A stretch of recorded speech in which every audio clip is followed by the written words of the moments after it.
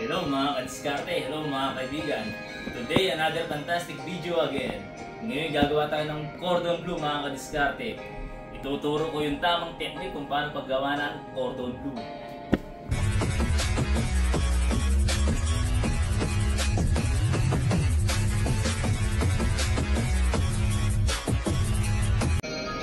At syempre, ang mga ingredients natin gagamitin mga kadiskarte, meron tayong chicken powder, thyme, and salt, pepper, Eden cheese, pickles, paprika, breast, and ham. Makakailangan tayo Plastic ng wrapper, hammer, and ituturo ko mga kadiskarte kung paano paghiwa ng breast. Yung technique kung paano hiwain natin Iba-butterfly cut lang natin itong breast mga kadiskarte. Ang paghiwa niyan mga kadiskarte, bibiyakin lang natin dito mga kadiskarte sa gilid. I-open lang natin mga kadiskarte na parang libro. Yan, ganyan. We open like a book. Tapos yung galaw ng kutsilyo, up and down lang para ka lang naglalagari. Be gentle lang mga kadiskarte. Iwasan lang natin na magkaroon ng hole. Kung minsan mga kadiskarte, malalaki yung mga breast na ating binibili sa supermarket. Kaya naman ang gagawin natin, yung parting makakapal, medyo ninipisan pa natin mga kadiskarte. Basta dahan-dahan lang mga kadiskarte para hindi mabutas ang ating chicken breast. Kung meron din kayong makitang chicken parts mga kadiskarte, tanggalin nyo na rin. Sabi ko nga kanina mga kadiskarte, hindi pare-pareho yung laki ng chicken breast. May malalaki, may maliliit. Pagka medyo malalaki, nipisan nyo na lang na parang murkon. Pero once na maliit lang mga kadiskarte tulad nito, butterfly cut lang. Okay na. Ito na mga kadiskarte, nasa point na tayo ng pagra-wrap. Itong ganitong klaseng wrapper mga kadiskarte, meron itong blade sa taas. Pero mas pinipili kong hiwain ko na lang sa kutsilyo.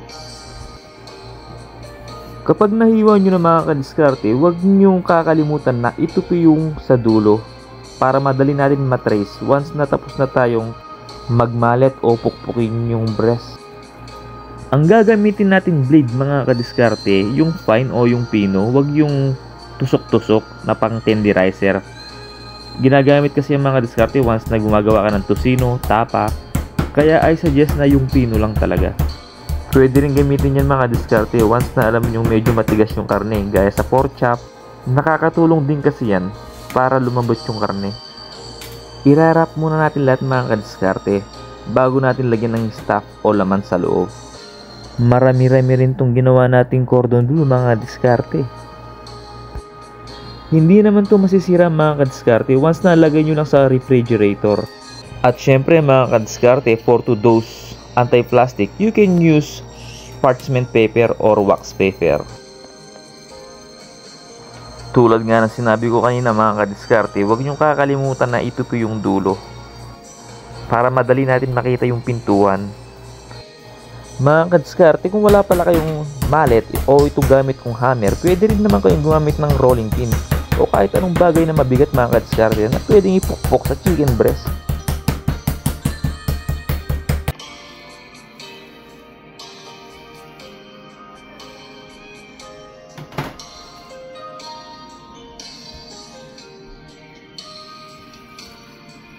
One, 2, 3, 4, 5, 6, 7, 8, 9, 10, 12. Ang dami din pa natin nagawa mga kadiskarte. 3 kilos kasi yan mga kadiskarte, chicken breast. Dahil nakahanda na yung spice mix, ilagay na natin mga kadiskarte. Sa paggawa ng cordon bleu mga kadiskarte, talagang matagal. Tignan nyo, mausisa mga kadiskarte. Kumbaga maraming cheche bureche. Pero once na nakuha mo tong recipe na to mga kadiskarte, naku, sigurado tuwing birthday may handa ka nito cordon bleu. Pwede nga rin pang Christmas to mga kadiskarte o pang New Year. Kahit anong handaan mga kadiskarte, pwede. Basta sundan nyo lang tong aking ginagawa mga kadiskarte, napaka basic lang neto. Kung mapapansin nyo mga kadiskarte, alos nabudburan na natin ng spice mix. Isunod natin ilagay yung ham slice mga kadiskarte. Any kind of ham, pwede mga kadiskarte. Naglagay lang ako ng isa't kalahating ham mga kadiskarte. Ang gamit ko pala ay Eden cheese. Binili ko yan sa mga kadiskarte sa Team Tom o sa Asian Store. Kung wala naman kayong makita mga kadiskarte, pwede rin naman kayong gumamit ng cheddar cheese or any easy melting cheese.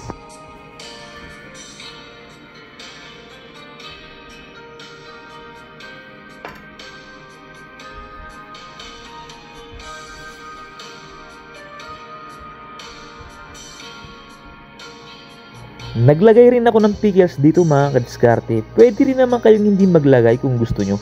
Pero para sa akin mga kadiskarte, mas masarap kung merong pickles.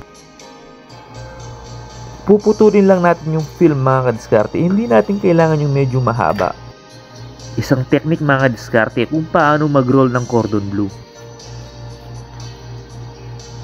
Roll, pull the plastic mga kadiskarte. Roll, pull the plastic. Ganun lang mga kadiskarte, para ka lang naglalaro. Ito talaga yung technique mga kadiskarte kung paano maganda yung shape ng ating cordon bleu. Kung kanina mga kadiskarte, minove natin ang forward. Ngayon naman mga kadiskarte, backward naman. O patras yung roll mga kadiskarte. Tapos mga kadiskarte, itutupi ko lang yung sa dulo. Hawakin ko yung sa gilid. Tapos ikakaskas mo lang yan mga kadiskarte sa chopping board. Tignan nyo mga kadiskarte, ganito. Yan, kusa nang mag-shape yan mga kadiskarte. Diba? Para ka lang nababalot ng tenderloin. Naalala kong bigla tuloy nung nasa supermarket pa ako. Nung nagra-wrap pa kami ng mga tenderloin. Yung beef tenderloin mga kadiskarte, ganyan yung pagbalot namin. At yung prime rib mga kadiskarte, pagka dinibon namin, tinatanggal namin yung ribeye. Ganyan din ang pagkabalot at saka yung hamburger. Mga kadiskarte, ito na yung ating cordon bleu after 2 hours na ating paglagay sa freezer. Nakagawa ako ng 2, 4, 6, 8, 10, 12. 2, 4, 6, 8, 10, 12 piraso mga kadiskarte. Tapos, ang pang-coating natin mga kadiskarte, nakaready na rin yung ating itlog, flour. Yung natin kanina, pwede natin ihalo rito mga kadiskarte sa flour. Yan, ito yung paprika. Tsaka yung konting salt. The last part is breadcrumbs. Tsaka yung tira nating paminta. I-mix lang natin mga kadiskarte, mix well.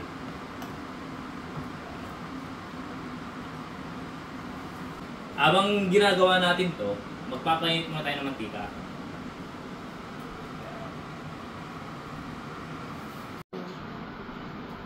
Mga kadiskarte, lalagyan natin ng ano ngayon, coating. Lalagyan natin sa harina, itlog, breadcrumbs. Habang pinapainit natin yung mantika mga kadiskarte, at nire-ready natin yung ating karne at saka yung mga pang-flour natin, ay gagawa muna tayo ng white sauce.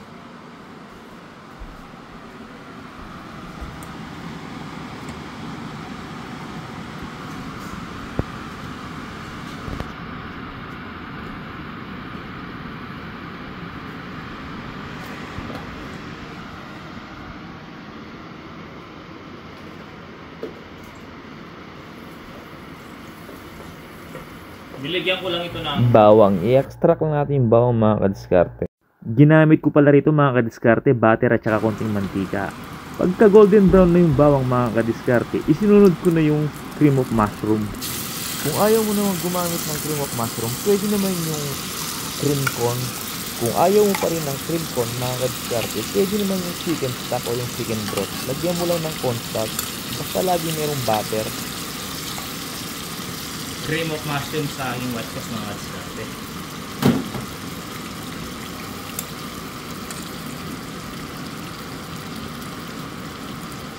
Milk.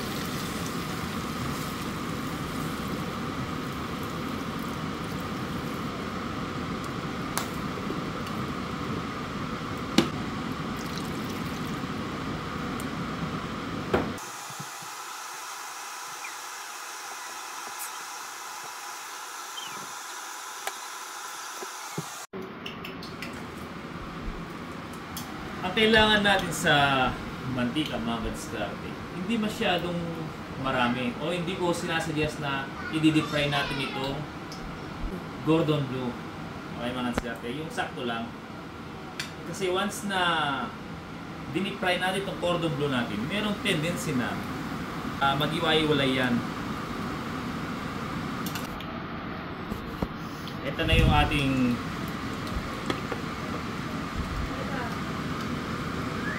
mga diskarte yung ano natin, white sauce, black pepper. Habang niluluto natin itong ating cordon bleu, sumasabay din yung ating white sauce mga diskarte. Sarap niya mga diskarte, nakita nyo.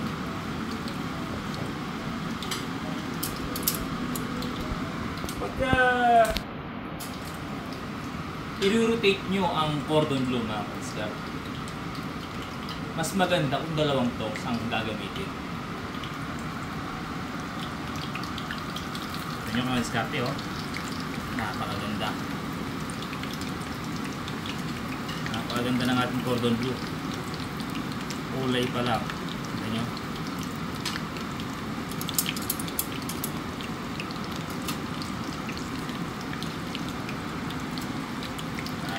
Alright guys. Mga kadiskarte, ang tamang technique sa pagpra-fry ng cordon bleu, dapat hindi masyadong malakas ang apoy mga kadiskarte. Yung katamtaman lang. Gaya ng aking kalan, ganito, number 2 lang siya. Tapos pagka nilagay nyo yung cordon bleu mga kadiskarte, hindi masyadong mainit yung mantika kasi meron breadcrumbs ito, madaling masunog o madaling diskarte.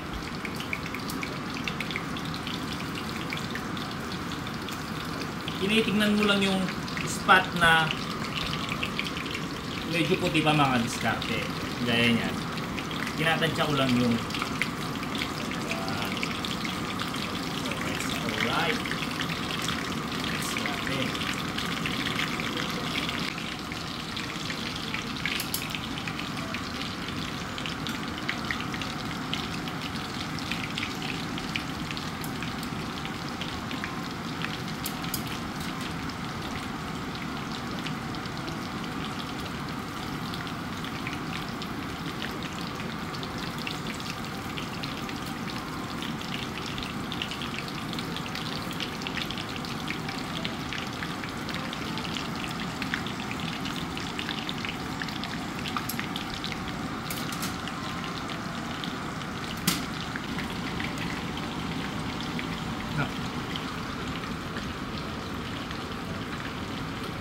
Sarap mga diskarte.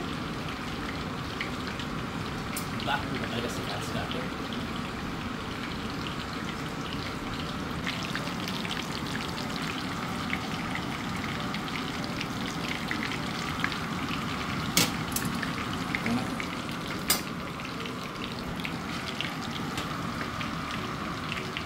Nakadalawang piraso na tayo mga kadiskarte.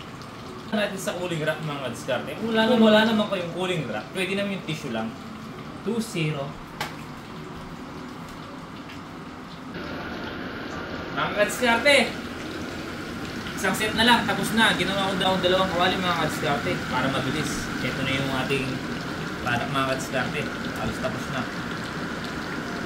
Ngayon, lalagyan natin ng lettuce mga diskarte.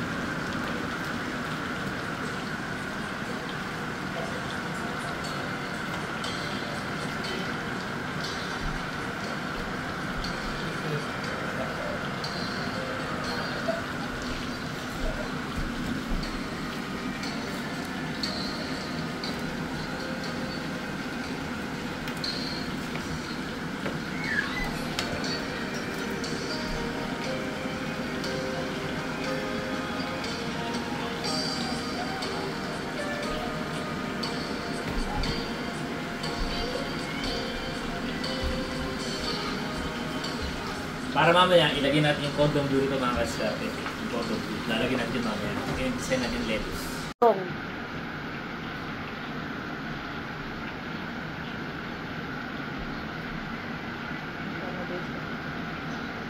Yung camera.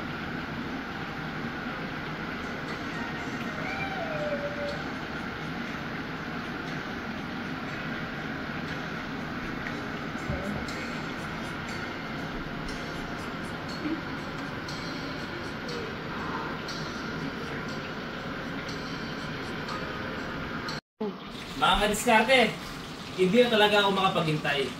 Gusto ko nang tikman tong ating ginawang cordon bleu mga kadiskarte kung gaano nga ba kasarap. O walang ako ng sauce.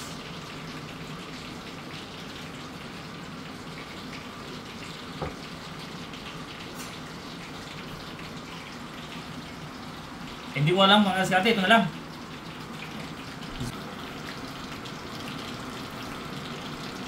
Okay.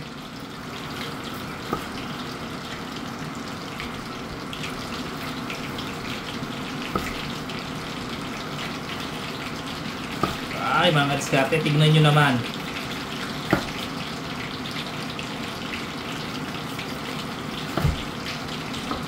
Look mga kadiskarte, napaka-perfect ng ating cordon bleu.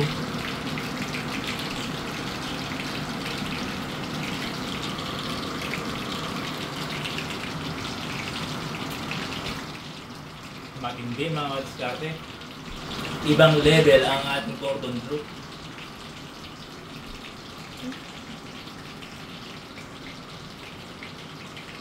Pwedeng ilaban sa Hawaii ito mga kadiskarte.